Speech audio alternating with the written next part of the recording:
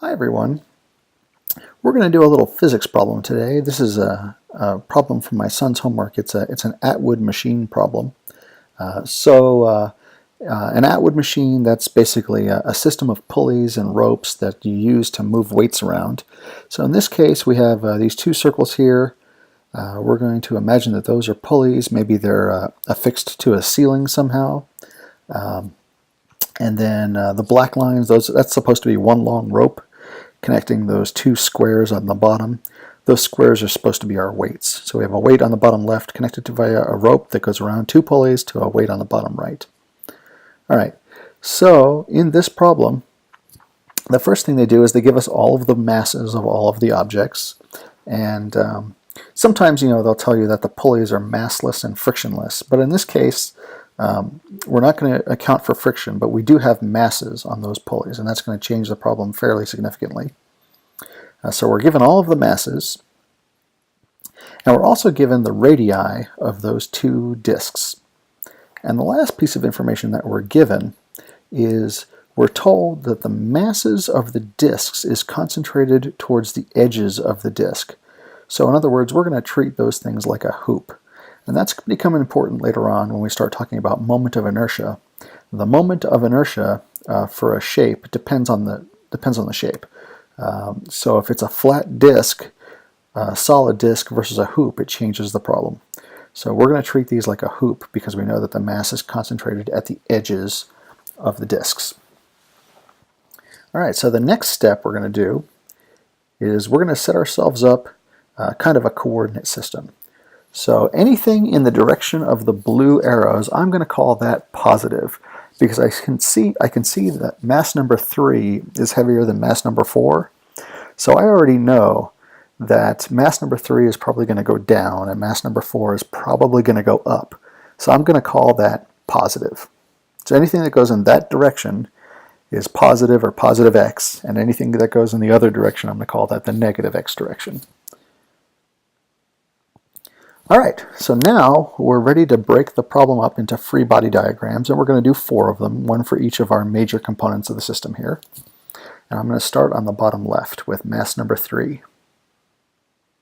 All right, so there's my free body diagram for mass number 3.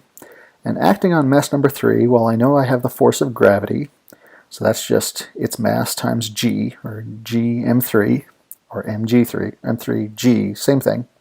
And I also have tension from the rope that it's attached to. I also left in an arrow for the positive x direction at mass number 3, just so I don't get confused. Remember that my coordinate system looked like that.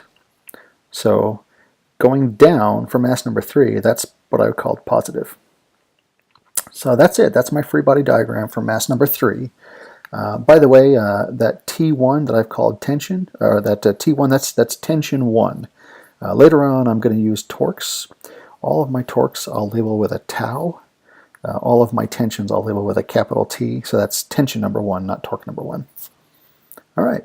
So once you do a free body diagram, a good thing to do is to bring in Newton's second law, and I'm going to do that next. So there it is. F equals ma, or the sum of the forces equals the mass times the acceleration. And the forces that I have the force of gravity, gm3, acting positively in the positive x direction, as I've defined positive x, and T1 acting in the negative x direction. All right, now I'm going to do mass number 4, the one on the bottom right. So there it is. And the thing to note on mass number 4 is notice that the positive x direction has changed.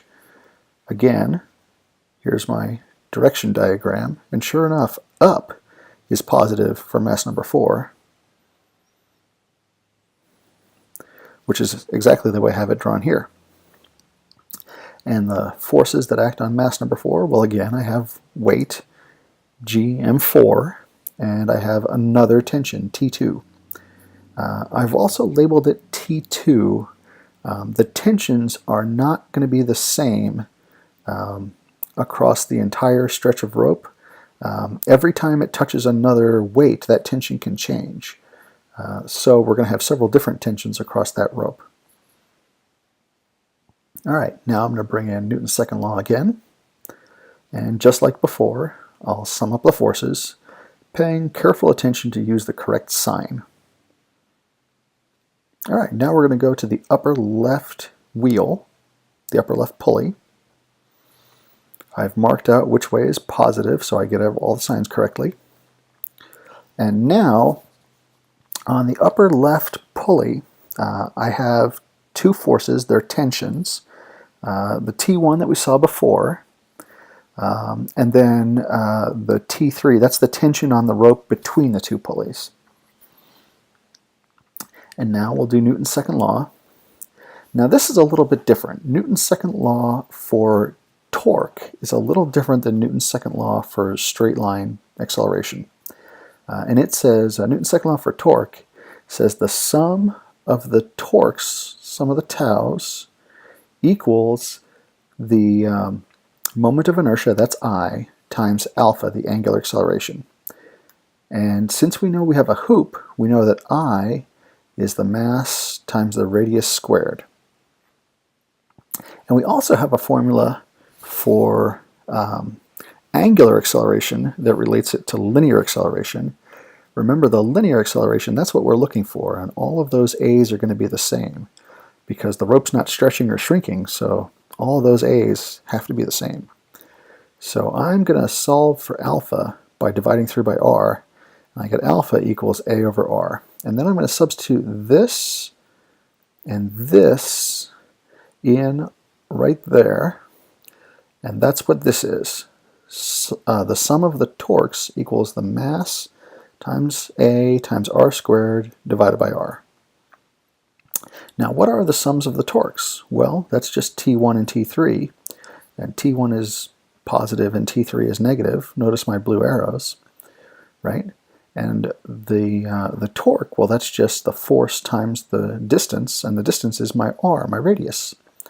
So that's this, r times T1 minus T3 equals mass times acceleration times r squared divided by r.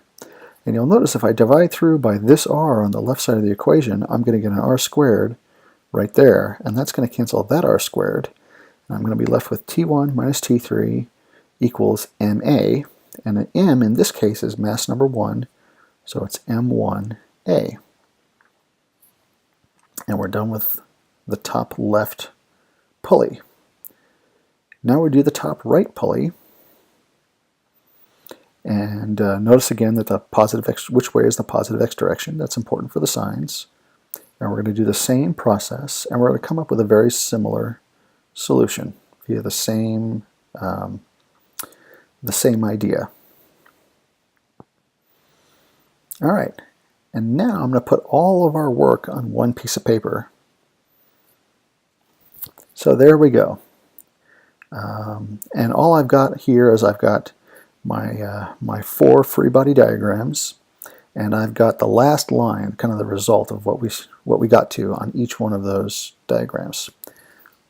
Now I want you to notice something. We know all of the masses, and we know G. The things that we don't know, well, we don't know T1, we don't know A, we don't know T2, and we don't know T3. So we have 4 unknowns and 4 equations. So that'll work out well. So what I'm going to do is I'm going to start down here in the lower left, and I'm going to solve for this T1 in this equation. There we go. And now I'm going to do the same thing in the lower right. I'm going to solve for that T2. There we go. Now I'm going to plug this T1 right up there. I'm going to plug this T2 right up there. Done. Now, the next thing I'm going to do is I'm going to solve one of these equations for T3, and then I'm going to plug it into the other one. So I'm going to solve for this T3 right here, just like that. And now I'm going to take that T3 and plug it in right there. Just like that. Now, I don't need my free body diagrams anymore. I'm just going to zoom in right on this little equation right here. There we go. That's what we got to. Okay, so the first thing I'm going to do is I'm going to multiply through by this negative sign to get rid of these brackets and these parentheses. Just like that. Now I'm going to take all of the terms that have an A in them, like this one and that one, and I'm going to add them to both sides, bring them over here, like that. And now I'm going to factor the A out of all four of these terms on the right. Just like that. I also changed the order because I didn't like M1, M3, M2, M4, so I put them in numerical order, 1, 2, 3, 4. Now I'm going to divide both sides by mass 1 plus mass 2 plus mass 3 plus mass 4. And I get a good formula for A. And A is equal to G times M3 minus G times M4 all over M1 plus M2 plus M3 plus M4. And I'm going to use that, into that formula, I'm going to put in my numbers. There we go. And now all I'm doing is computing that out, and I get 1.7728915.7 approximately. But remember, I've only got 3 significant figures, so 1.77 meters per second squared. That's my final answer, and that's the acceleration. Also, notice it's positive, so just as we thought, that means mass 3 is going down and mass 4 is going up at a rate of 1.77 meters per second squared. Now, I hope you enjoyed that. I hope it made sense to you. It's a fairly complicated problem, but it's made easier if you establish a good coordinate system, so you are really careful about which direction you're going to call positive and which direction you're going to call negative. And that helps you to use the correct signs. Some people think, hey, I'll just call the top of the diagram positive and the bottom of the diagram negative. But then if you do that, you're going to wind up having to change the signs on your equations every time you move them from one free body diagram to the other. And it can be confusing, and it's very easy to put in an incorrect sign. So like I said, I hope you like that. If you did, please click like, click subscribe, and I'll do more of these problems that will help folks out, I hope.